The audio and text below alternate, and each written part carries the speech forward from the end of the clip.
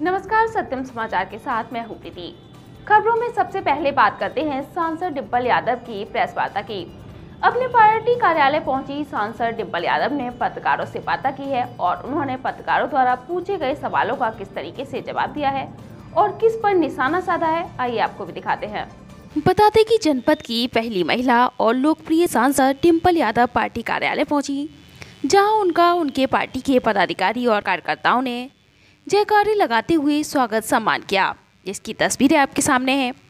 तस्वीरों में आप देख सकते हैं सांसद डिंपल यादव पार्टी कार्यालय पहुंची हैं। वहीं उन्होंने पार्टी कार्यालय पहुंचकर जहां अपने कार्यकर्ता, पदाधिकारी और नेताओं से मुलाकात की है, जिसके बाद उन्होंने पत्रकारों से भी वार्ता की है। उन्होंने पत्रकारों द्वारा पूछे गए तमाम सवालों का जवाब दिया है।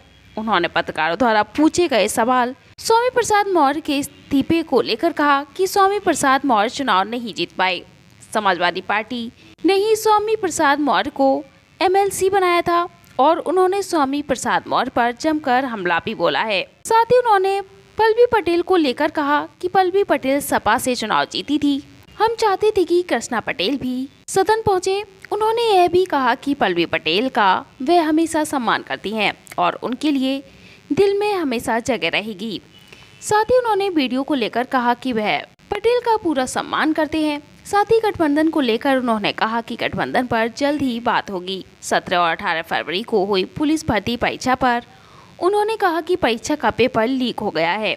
ऐसे में सरकार को परीक्षा भर्ती में पेपर लीक के बाद कोई कदम उठाना नहीं चाहिए। पहले पेपर लीक के मामले को सॉल्व करना चाहिए। अगर पेपर लीक के बाद भी भर्ती प्रक्रिया को आगे बढ़ाया जाएगा तो युवाओं का नुकसान होगा। उन्होंने पत्रकारों से वार्ता करते हुए क्या कुछ बताया है, ये जरा आप भी सुनिए।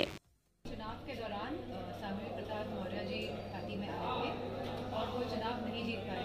उसके बावजूद भी समाजवादी पार्टी ने उन्हें एमएलसी बना के विधानसभा में भेजने का काम किया और हम स्वामी प्रसाद मौर्य जी का पूरा सम्मान करते हैं, हमेशा करते आए हैं।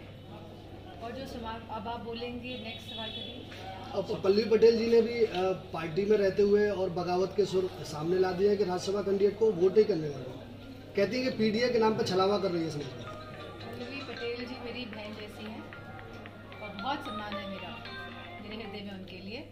और समाजवादी पार्टी के सिंबल से पल्लवी पटेल जी लड़ी थी और जीती थी। हम चाहते थे कि पल्लवी पटेल की जो माता जी हैं वो भी समाजवादी पार्टी से जीते और वो भी सदन तक पहुँचे विधानसभा में, लेकिन वो अपनी पार्टी के सिंबल से लड़ी और पल्लवी पटेल जी समाजवादी पार्टी के सिंबल से लड़ी और वो सदन तक पहुंची। हमें खुशी है और आगे भी इस तरह की कोई बात होगी तो हम पूरा समर्थन करेंगे पल्लवी पटेल। तमाम नेताओं ने कहा कि पीडीए का मतलब जो है पिछड़ा, दलित और अल्पसंख्यक है, तो क्या दलित और अल्पसंख्यक महिला नहीं हो सकती थी इन 3 कैंडिडेट्स में राज्यसभा के? मैं समझती हूँ बहुत छोटी लिस्ट थी 3 लिस्ट की, और आपने जो कल लिस्ट जारी हुई है आप उस लिस्ट की बात नहीं कर रहे हैं।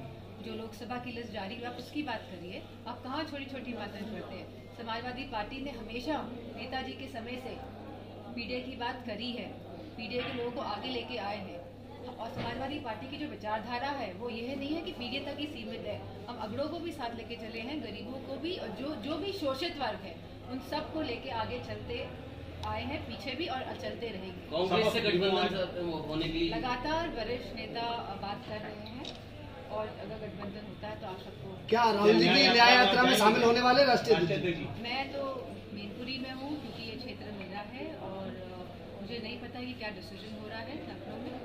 आपके चुनाव की तैयारी कैसी चल रही है? 24 में आप भी कैंडिडेट हैं यहाँ से, आप क्या इस बार मैनपुरी के समस्त लोग जो हैं उन्होंने भरपूर प्यार दिया है, सम्मान दिया है और मैं समझती हूँ जिस तरह पिछली बार लोकसभा सीट मैनपुरी ने समाजवादी की तो विचारधारा का समर्थन किया था, आने वाले समय में आप देखेंगे कि पिछले वोटों से भी बढ़ चढ़ के इस बार हम जीतेंगे। समाजवादी पार्टी की दूसरी लिस्ट जारी हुई है, लेकिन चाचा का सवाल सुनिए।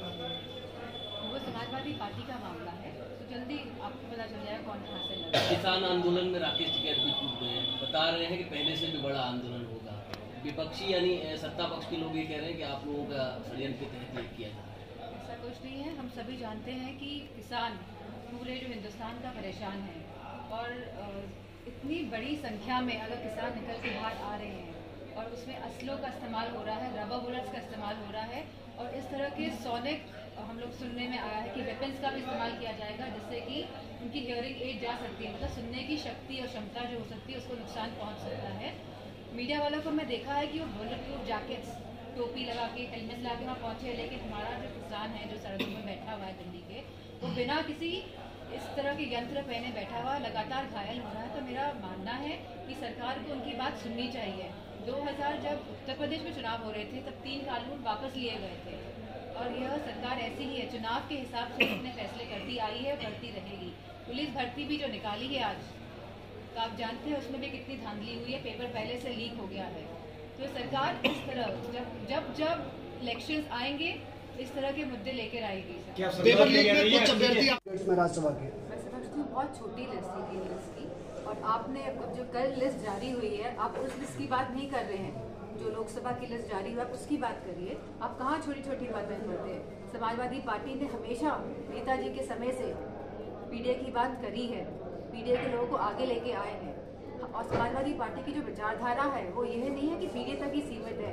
हम अगड़ों को भी साथ लेके चले हैं, गरीबों को भी, और जो भी शोषित वर्ग है उन सबको लेके आगे चलते आए हैं, पीछे भी और चलते रहेंगे। कांग्रेस से गठबंधन होने की लगातार वरिष्ठ नेता बात कर रहे हैं, और अगर गठबंधन होता है तो आप सबको क्या राहुल जी के न्याय यात्रा में शामिल होने वाले राष्ट्रीय अध्यक्ष? मैं तो मैनपुरी में हूँ क्योंकि ये क्षेत्र मेरा है, और मुझे नहीं पता कि क्या डिसीजन हो रहा है लखनऊ में।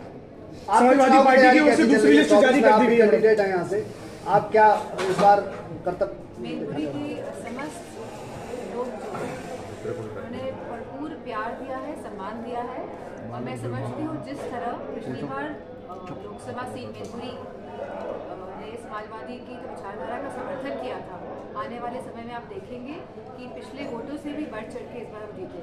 समाजवादी पार्टी की दूसरी लिस्ट जारी होगी प्रत्याशी की, लेकिन चाचा का इस बार उसमें भी नाम नहीं है। वो समाजवादी पार्टी का मामला है, जल्दी आपको पता चल जाएगा कौन कहाँ से लगा। किसान आंदोलन में राकेश टिकैत भी कूद गए हैं, बता रहे हैं कि पहले से भी बड़ा आंदोलन होगा। विपक्षी यानी सत्ता पक्ष के लोग ये कह रहे हैं कि आप लोगों का षड्यंत्र के तहत किया था।